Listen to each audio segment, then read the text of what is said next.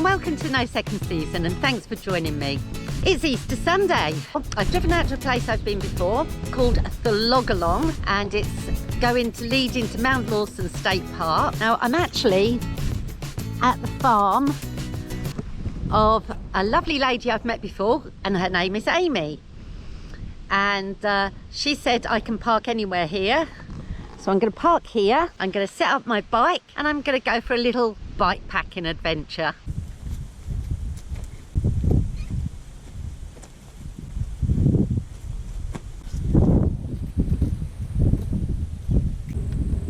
Oh, lovely. You're lucky. And go through the block of land. Yeah. And then you'll come out through another gate, and then you've got a weed, and I think you.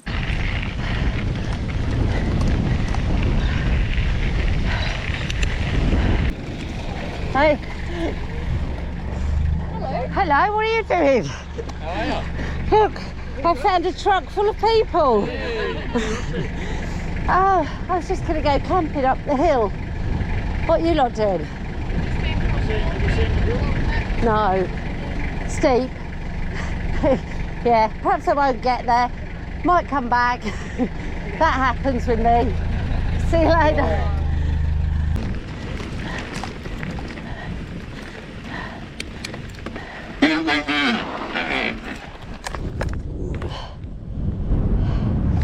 Are you kidding me?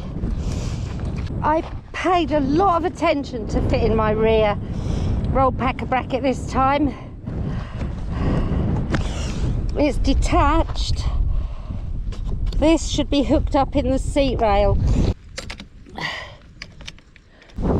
It's very windy.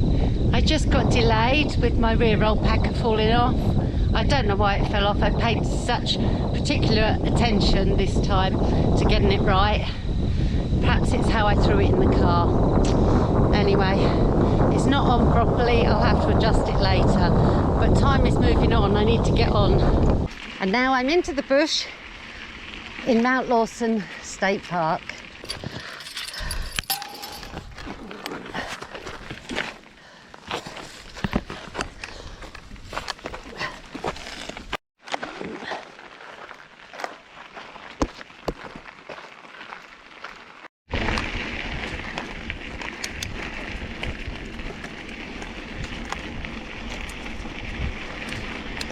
As I walk, there's all these butterflies. It's beautiful. So not much further on, and the roll packer has fell off again. For the life of me, I just can't get it in that sweet spot. I got it. I had problems on the Outravaseur in Spain first few days, and then I nailed it, and I didn't have a problem again. I just can't seem to get back there. Every time I've used it, it's come off. Anyway, I'll continue trying to fix it. So for this tour, I've got 2 litres of water in each gorilla cage. I don't know how that's going to go.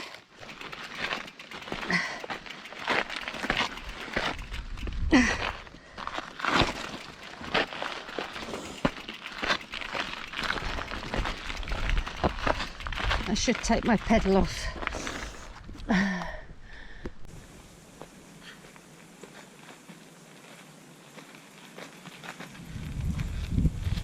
I've took my pedal off now, so at least I can push easier.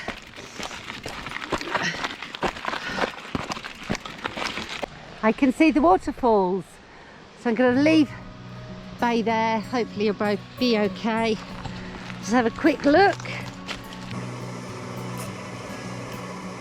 There's some rock pools to swim in.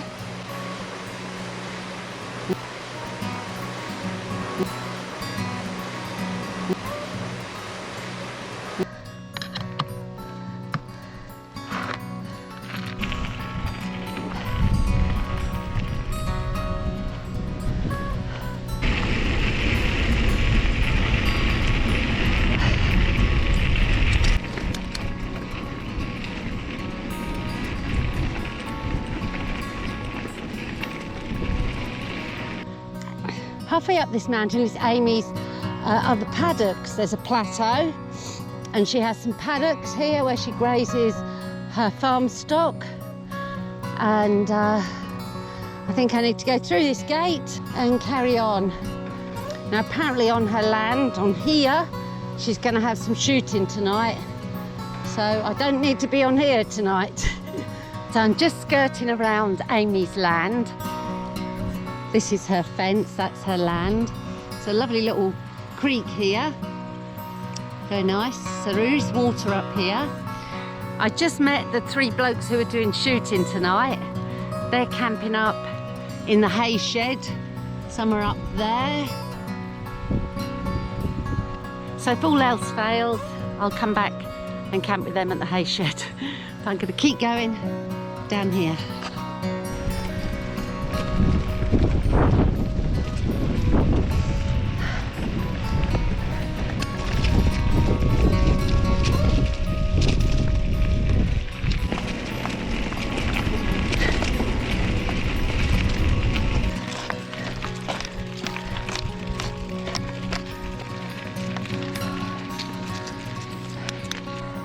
A little creek.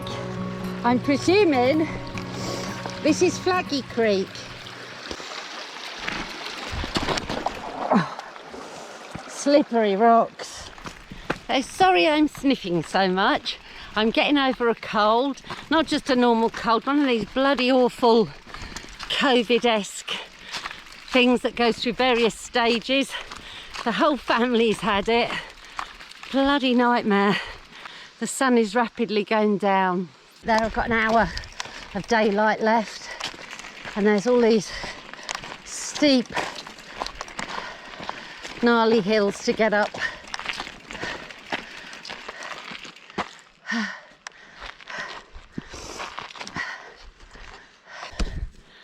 Oh dear, I'm having all sorts of equipment failures. I absolutely don't know what's going on with the rear roll packer. 7 times now I've had to stop and put it on, and I keep checking it as I'm going, and I make sure it's in a good position. When I was on the Outrevasseur, I did put a load of bungees on it. Perhaps that's what saved it, because I rode some gnarly trails and it never come off.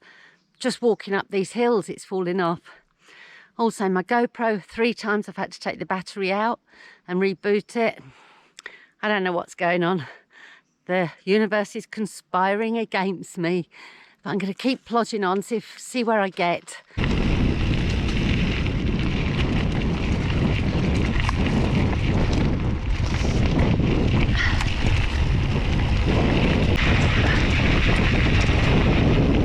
In 1 kilometre, turn left.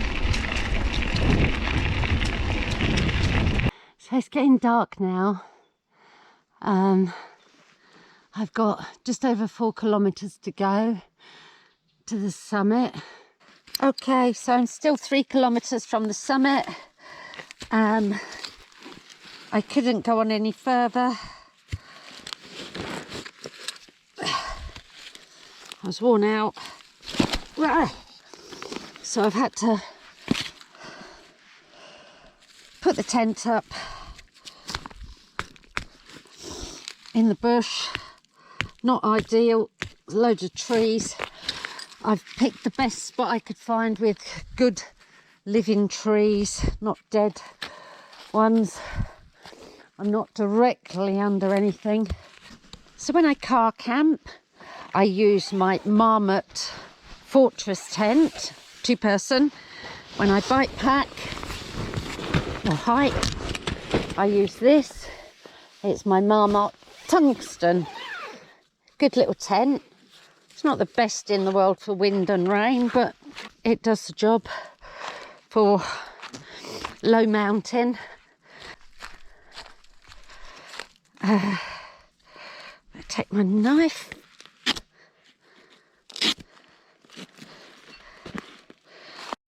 How I wish I'd bought the little electric pump now.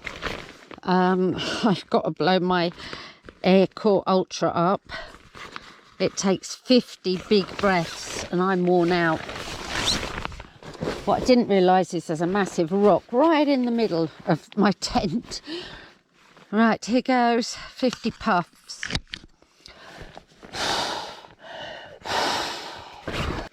So if you're wondering what I've got for protection against wild animals, dingoes, wild boar, I've got this air horn, which I don't keep screwed in case it goes off.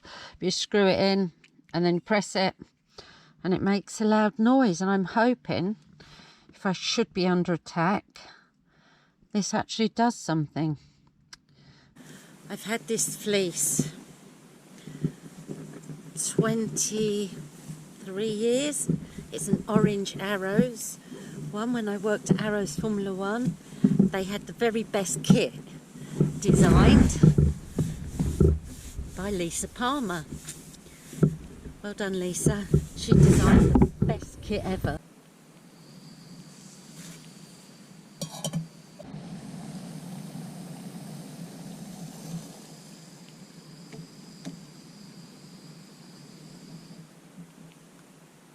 I don't know if you can see this, but in Microsoft OneNote, I keep myself a tick list for my bike packing gear, and one thing I need to add to it is my she-wee.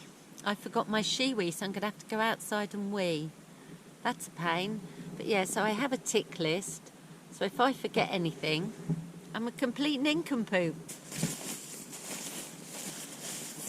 Hopefully I'll have an uneventful night and that a tree won't fall on me. That would be a bit of a pisser, but I'm going to cuddle up in my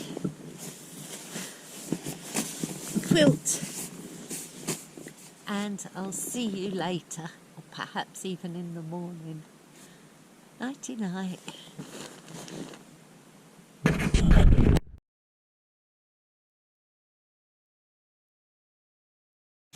Morning, it's around 6:30. It's a bit chilly, it's very misty out here. In the forest you can't really see through it. Temperatures around 7 to 7.5 degrees most of the time through the night. I went to sleep about, it must have been 9 o'clock. And then I spotted this bloody great big spider in my tent. It wasn't in the mesh cell, but it was in the body of the tent, which was worrying because it can fall down to here. Well, it took me ages and ages to usher the spider out without hurting it.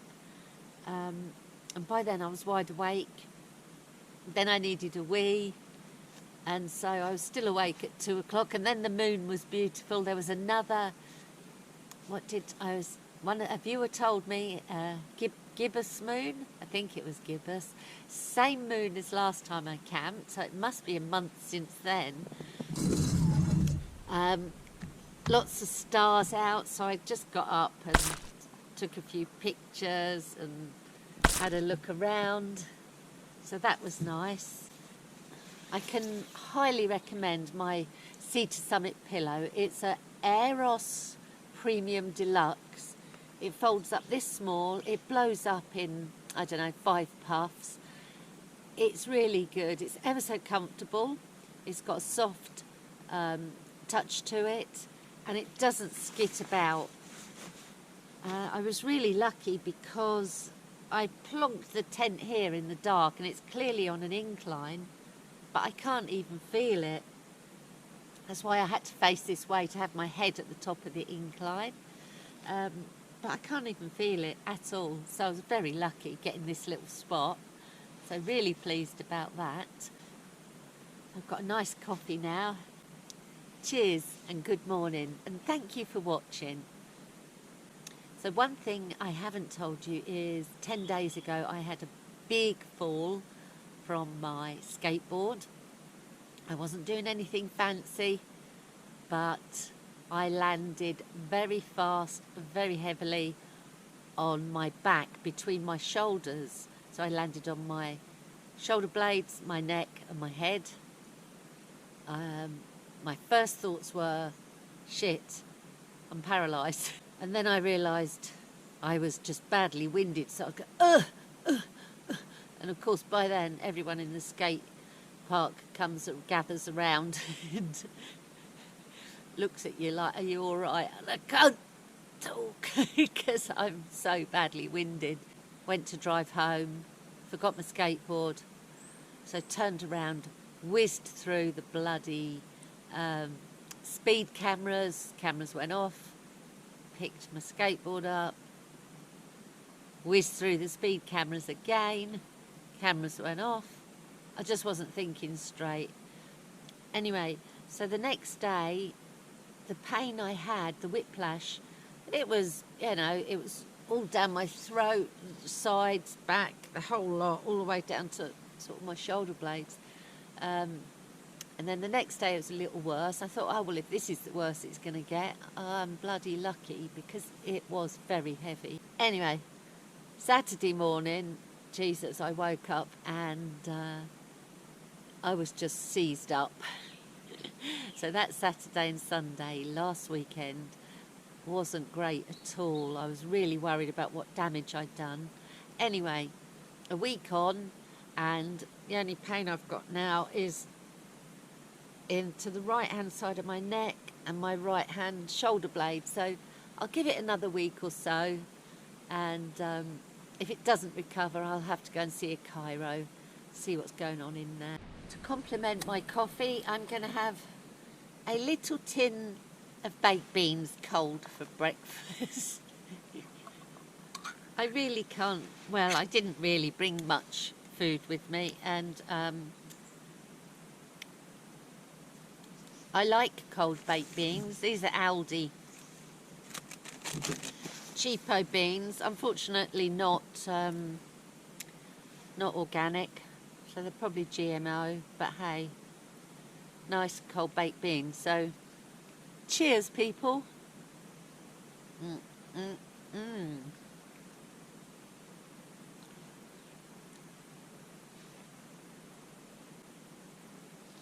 A lot of the channels I watch, particularly Luke on Outdoor Gear Review, he cooks these fancy meals, or these dried hydrated meals. Now, I'd love those, but they're so expensive. But he gets sent them by his viewers. So please send me some hydrated meals now, so I don't have to eat cold baked beans. No, don't. I was joking. I don't mind cold baked beans. I like them. Anyway, thank you for being here with me, and don't forget to give me a thumbs up. Look at the carnage in here. There's stuff everywhere.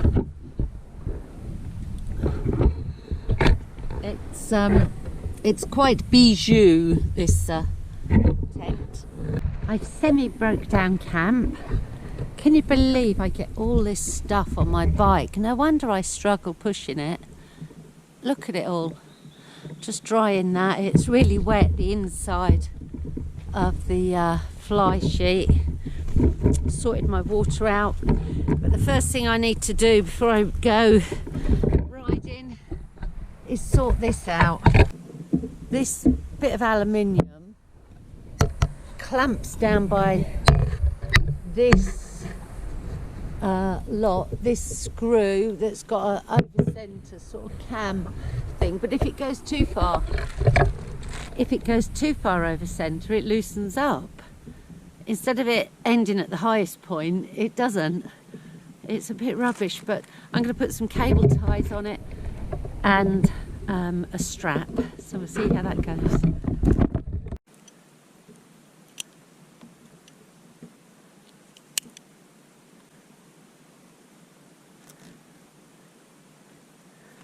Fingers crossed, because I really need this to work.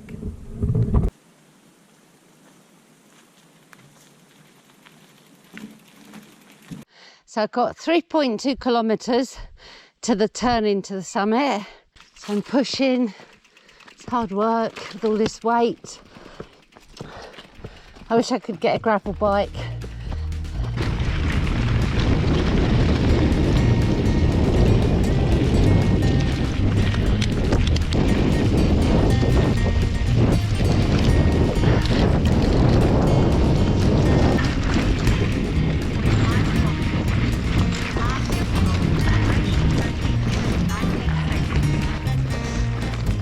it.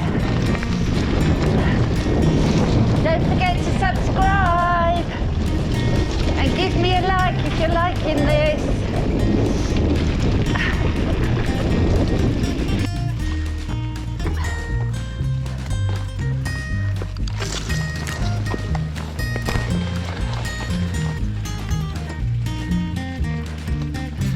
2 kilometres to go. Oh, it's tough.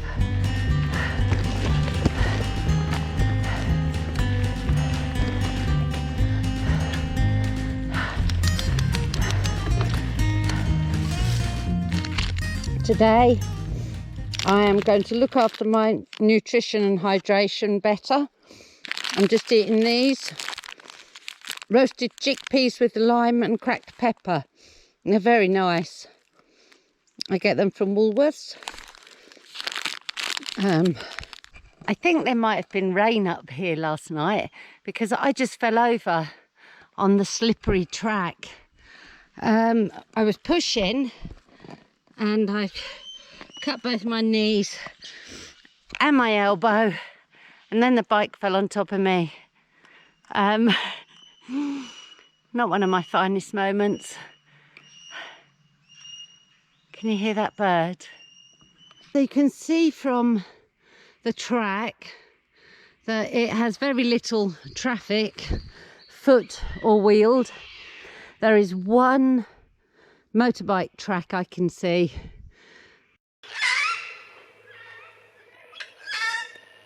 I'm pretty sure these cockatoos are shouting at me, trying to warn me off.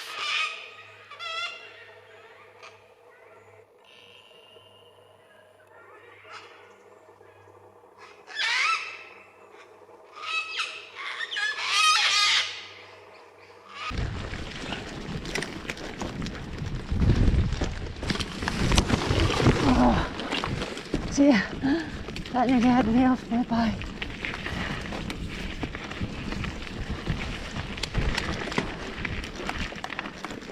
But it's going uphill again. Here comes the cockatoo again to tell me off. He really doesn't like me here. 500 metres to the turn-in, so that's going to be a long 500 metres, I can tell. I'm a couple of 100 metres from the summit turn-in now. But look at this absolutely beautiful woodland. So many tall gum trees. And not the straggly type either. Great big trees. And there's lots of them all around. Oh, here comes the cockatoo.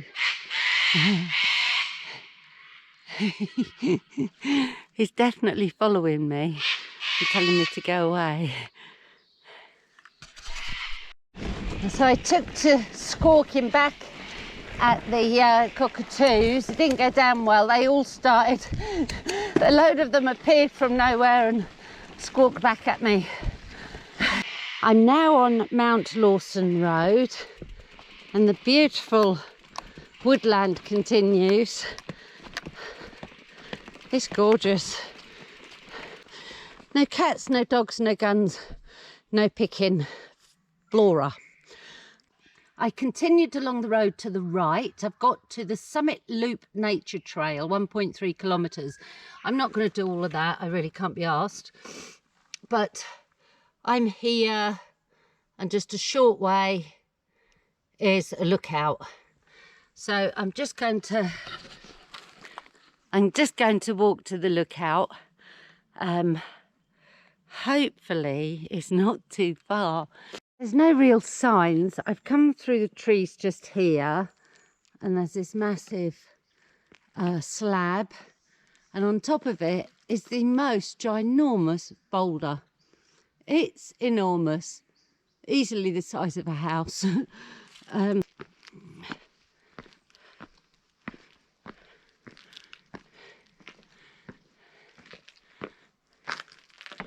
So I'm underneath it now. Hope there's not an earthquake.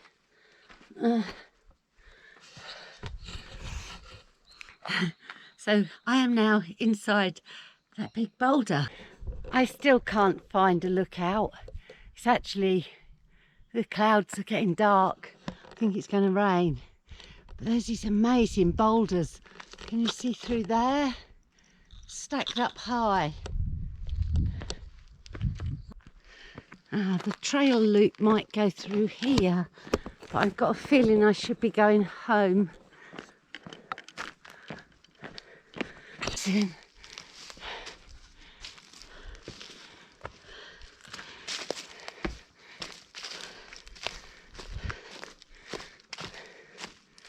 Look at them. This must be the lookout, I think.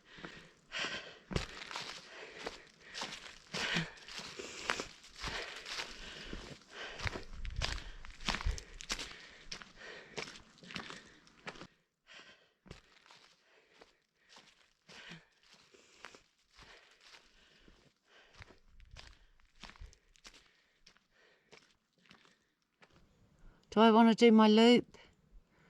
Oh, I might do it. I've got all day. That big black cloud is going by, but it might be going where I'm going. I hope not though.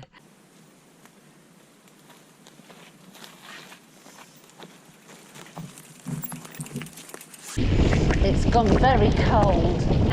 It's icy cold actually, really quite chilly.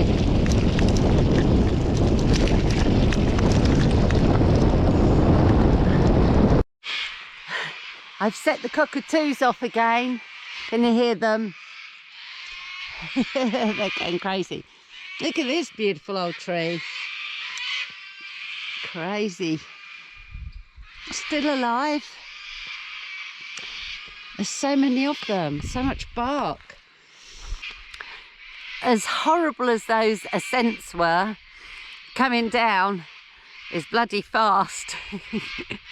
And it's quite gnarly because there's all sorts of ruts and ridges and rocks and all these bark.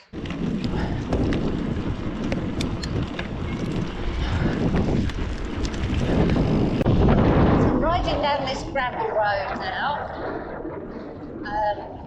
It goes up and down. It's freezing cold. I had to stop again. I put my winter hat on over my ears because my ears are freezing. I've got my buff on, my cap and my helmet.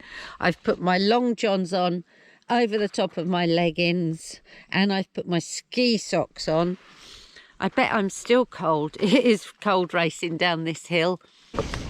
So I'm on the Quilt Creek track now for 18 kilometres.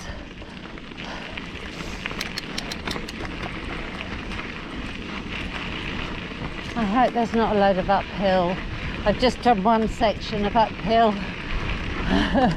I really don't want to be on this all day. 18 kilometres is a long way if you're going uphill.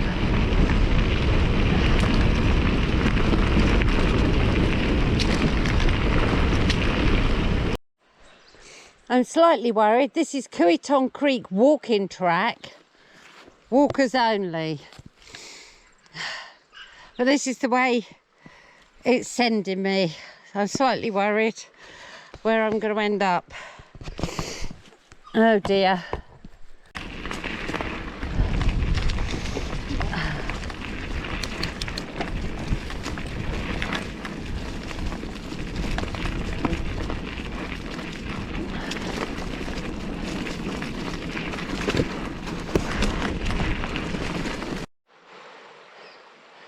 I guess that's the Quilt Creek, as this is the Quilt Creek track.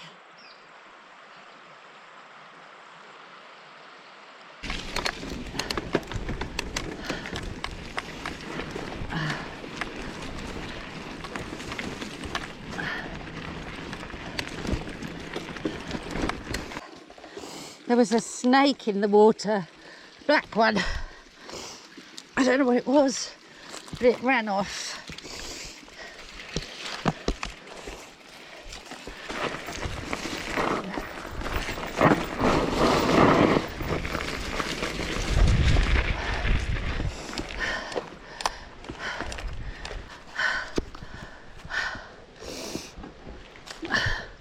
It's one steep climb after one steep descent, one after the other, really rutted.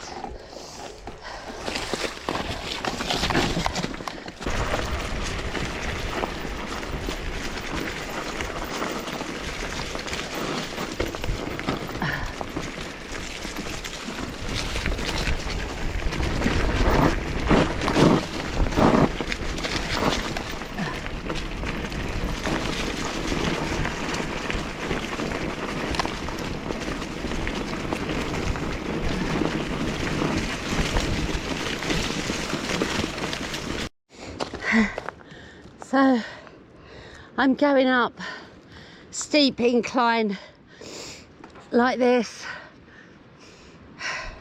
one after the other. It's really hard.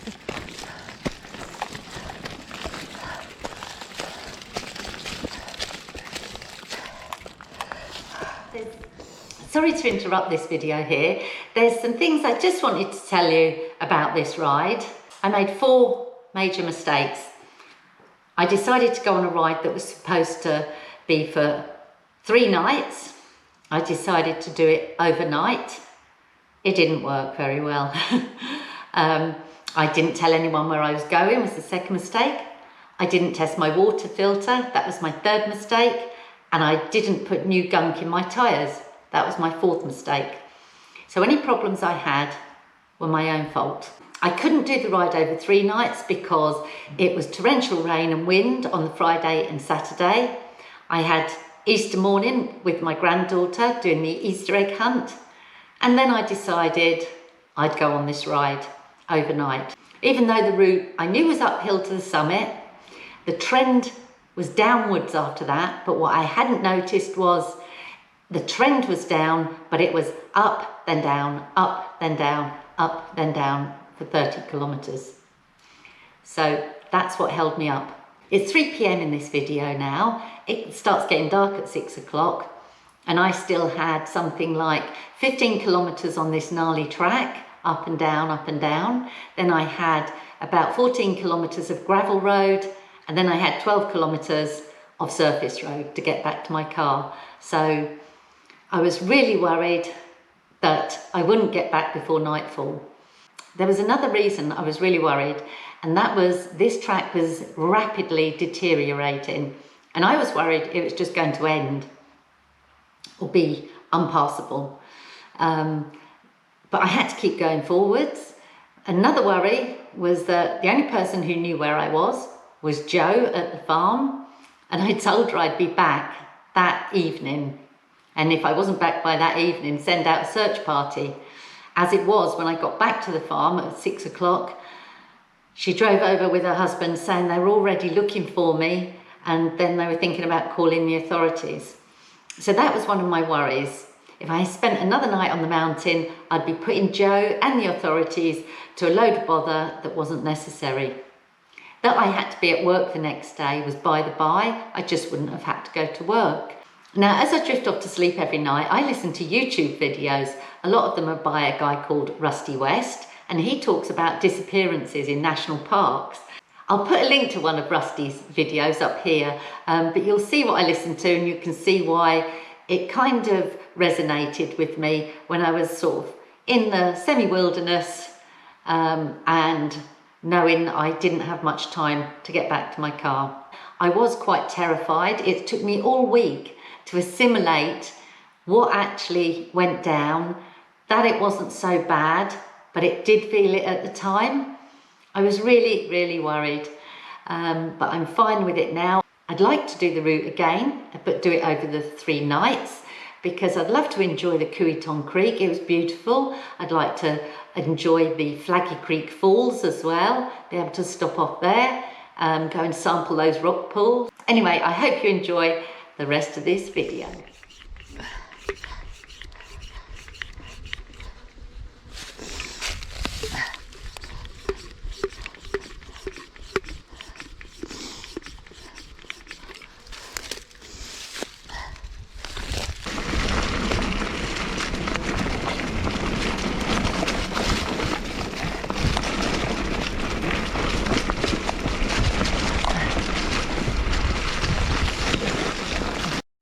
The trail is just grass. I've been going through it for a while. I was hoping it would come back. I really don't want to be wasting time filtering water, but I got a feeling I'm stuck on this mountain for another night.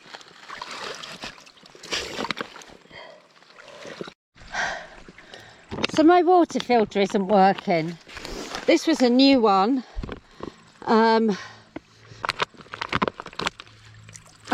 It's going.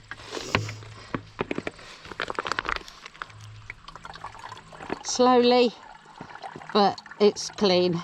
I filtered a little bit of water, but my water filter is barely working. Nightmare.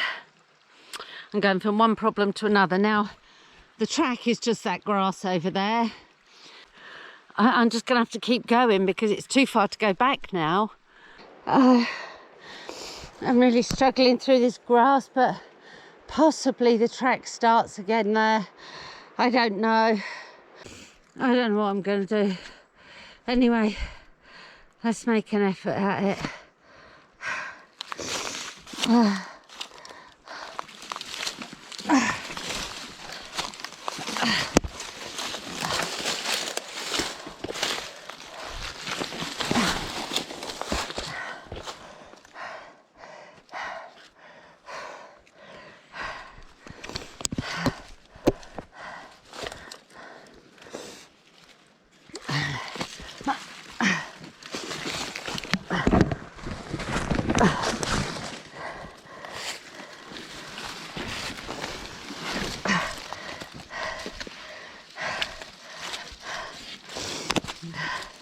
I might just do it.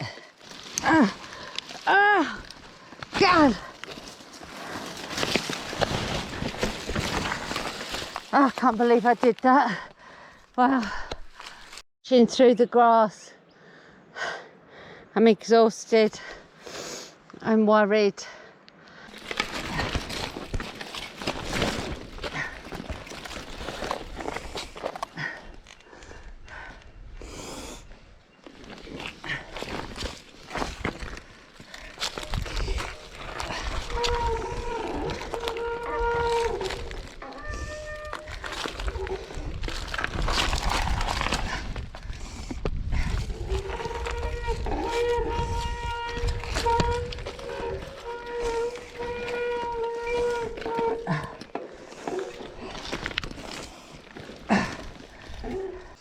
I don't even know where the track goes now. Jesus.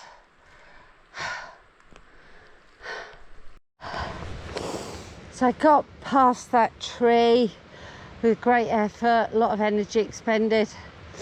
Now there's loads of these rutted, steep descents. Descents are good, prefer that. But Jesus, I don't know when the ascents are going to end. I have to keep pumping up my tyre. I don't know what's gone wrong with it. It probably needs new sealant in it. I have some sealant with me, but being in the middle of nowhere, I don't want to risk letting it down and it popping a bead. Yes, I will be stuck. There's a waterfall down there. A lovely river. Lovely place to have a picnic or something, but it's in the middle of freaking nowhere. You can't get here except by this raggedy old trail. Right next to the river now, but the track has been washed away by a flood. So I need to somehow skirt around it.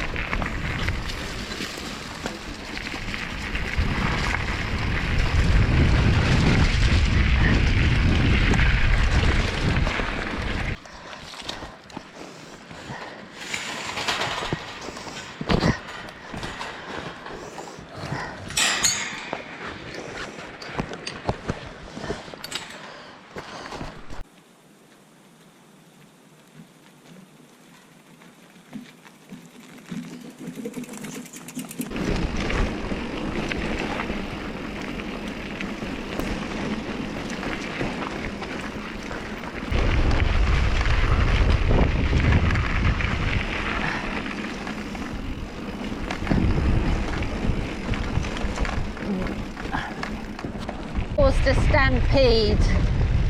It's all right, darlings, I'm not gonna hurt you.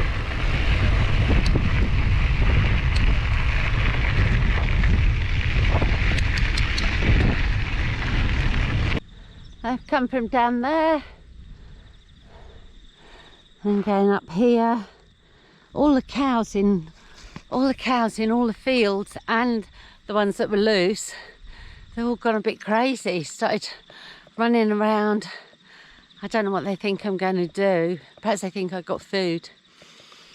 Anyway, I just saw a guy in a truck coming the other way. He said he had walked that track last week that I've just been down. He couldn't believe I'd ridden down it.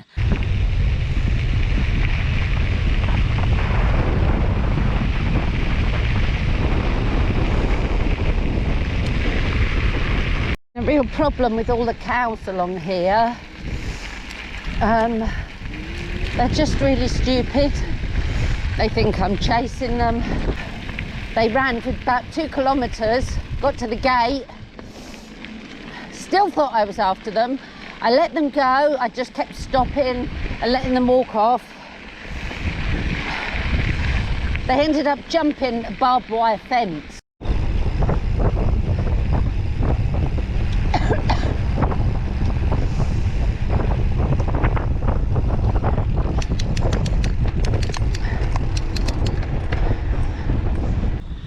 There was thunder when I was on that scary trail. Anyway, better get on. 5 kilometres down, 7 to go.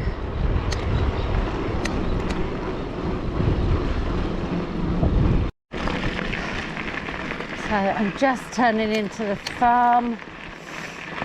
It's 10 to 6, so I've actually done it before nightfall, which I didn't think I would. Oh my God. You don't know how pleased I am to be here. Okay, Google, navigate home.